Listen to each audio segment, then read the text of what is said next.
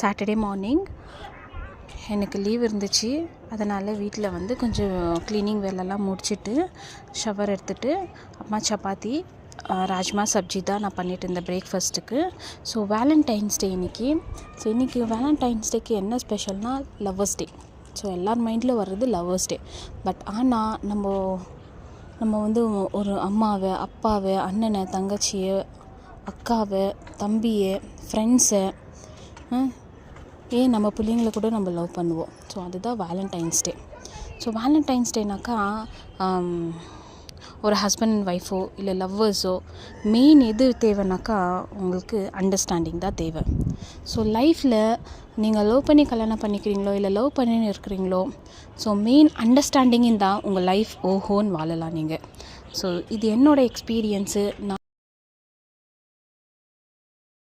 So main என்னன்னாக்கா understanding, ஒருத்தருக்கு விட்டு கொடுத்துட்டு போகணும். ஈகோ இருக்கக்கூடாது இதில்.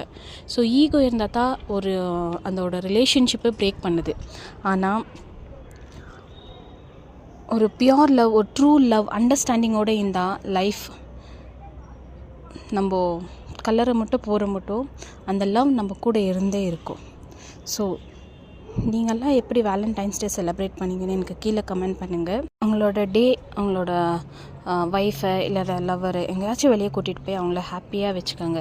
ஸோ ஹஸ்பண்ட் அண்ட் ஒய்ஃப் ஒருத்தருக்கு விட்டு கொடுத்துட்டு போனால் லைஃப் சூப்பராக இருக்கும்.